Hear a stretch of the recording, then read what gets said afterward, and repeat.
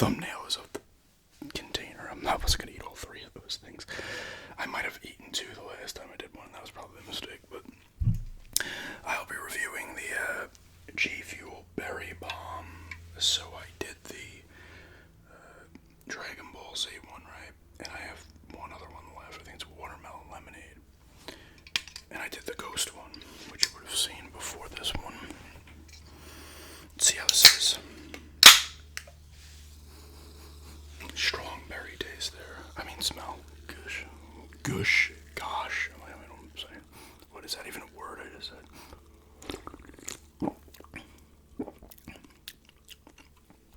It's a nice berry taste. How much does G Fuel have again? G Fuel pops at 300.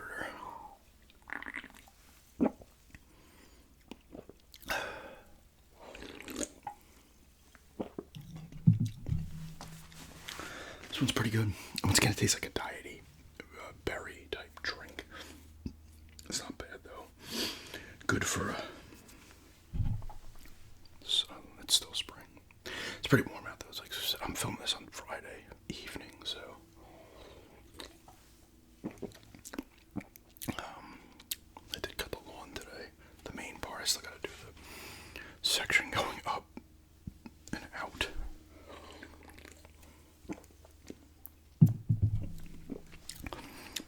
Not bad.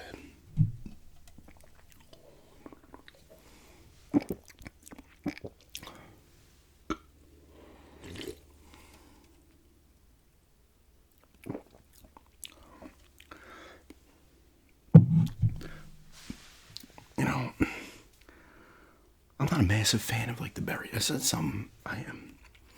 I'd probably go with 6.5 on this one. It is good. But it is a nice berry taste, but it's not. It's a little bit of a diety. Like I said, these things, they're diety tasting. But it's not bad. I'll go 6.5 on that one. Mainly because I don't mind berry, but I like a stronger kind of berry taste, and this is kind of like it's got no calories and stuff, so it's diety in tasting. So that kind of detracts a little bit, but it's not bad though. Kind of refreshing as well, but let's get into this. This is just 2 cookies and cannoli cream in the middle.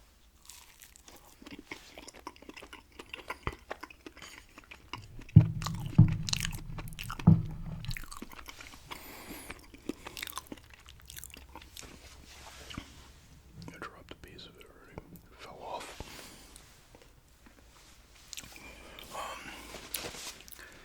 As of this recording, I'll just ramble a little bit.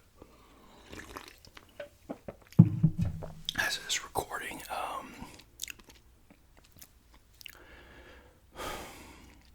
the Thunder are up 2-0. This isn't going to be going up to at least Sunday. So you're probably going to see back-to-back eating and drink review videos.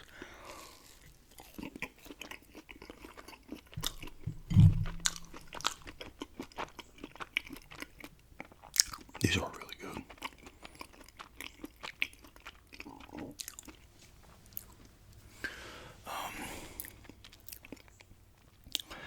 At the moment, I don't know what game's being played. The Thunder are up 2-0.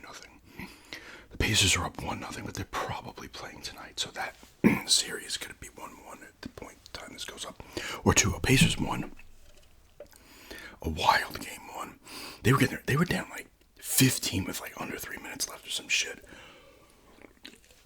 It's like the first time in 900-some games since the late 90s that a team blew a lead that big with that amount of time left. And it was in the Garden. Halliburton ran into the paint, then went back to launch a 3. I thought it was a 3. I think they all thought it was a 3. Ended up only being a 2, but hit the rim, bounced up, went in, and they won in overtime. He did the Reggie Miller choke sign, but he admitted that he thought he won the game. That's why he did it.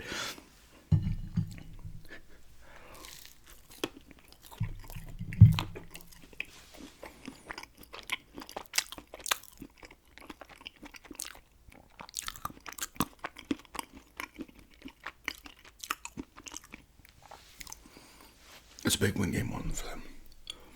Let's see how the Knicks respond. I'll show you my brackets briefly since I do have my.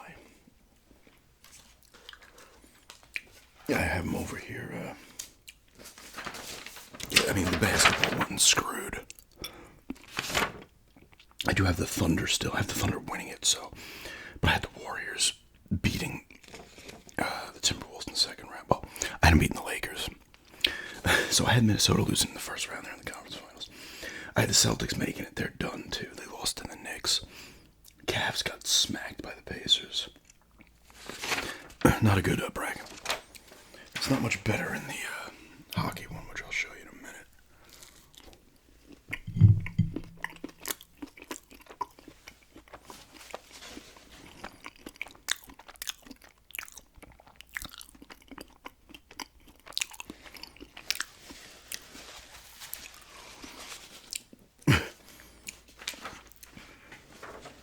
And so, and the West is done. I had Vegas. I was going to say Golden Vegas. I had Vegas beating the Oilers in 6. Oilers beat them in 5. I had the Jets making it. I had the Jets winning it all. That was a mistake.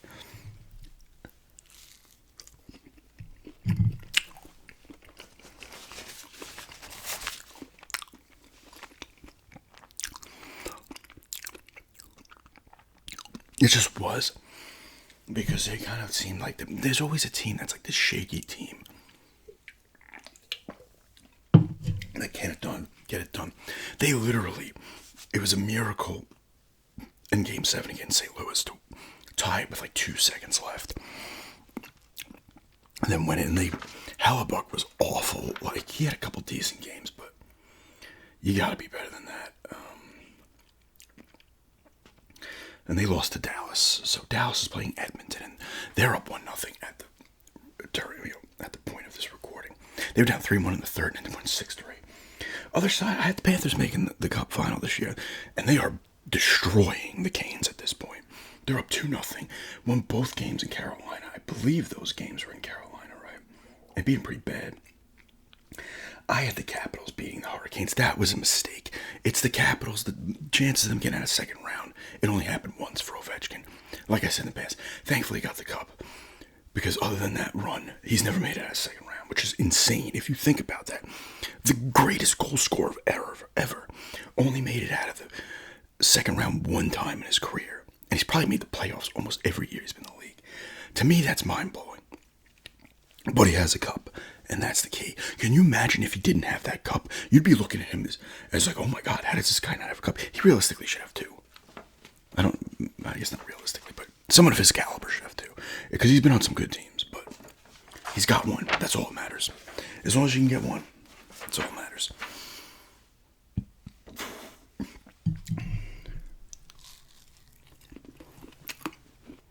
But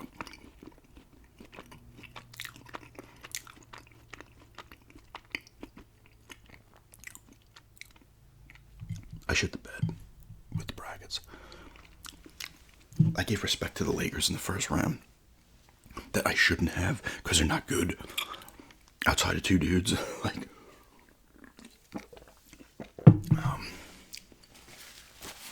The Jets was a mistake in the NHL, in the NHL side of things. And because the problem was I had him winning it all. I should know. It wasn't going to happen.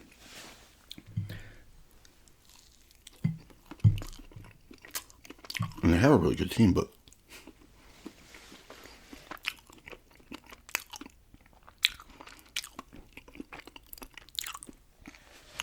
playoffs come around, they struggle. I should have given the Oilers more respect too. They made the Cup final last year, went to 7, down 3-0 in that series against Florida. Florida had going to the Cup. They got the pedigree now. Like, they're a great team. They're realistically going to make it.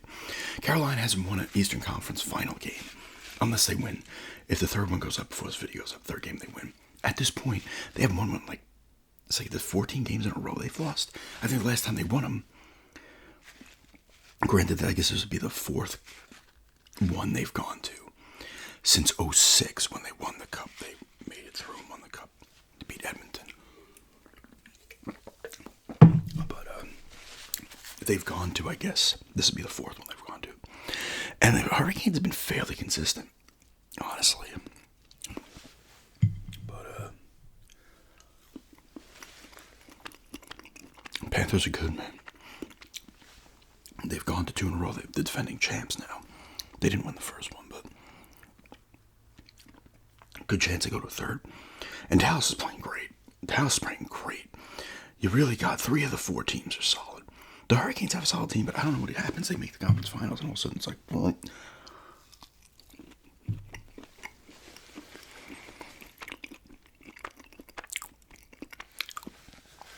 although they got swept last year, but I feel like those games were close. Now it's a sweep, but it's a close sweep. I say this, and I use the example of when the Kings beat the Rangers, and I don't like the Rangers. I'm an Islanders fan. I don't hate the Rangers, but I don't want to see them win the Cup. I mean, that would be different because I'm not in the state anymore, so you wouldn't have to deal with people. Not that people would be coming up to my street, because they wouldn't know if I was an Islanders fan or not unless they knew me. But that was a 5-game series. They won it. They lost in 5. I think a few of those. One of those games at least went to double overtime. Another one went to overtime. The only game they got really handled was like game 3, I believe. They lost like 3-0.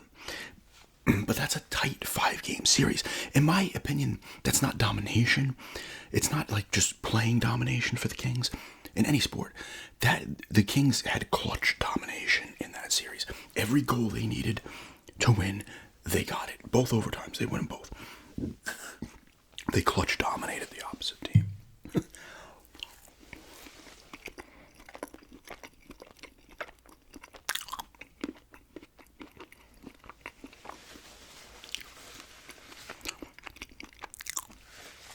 Yeah, these things are good. I could eat 2, but it's not a smart move.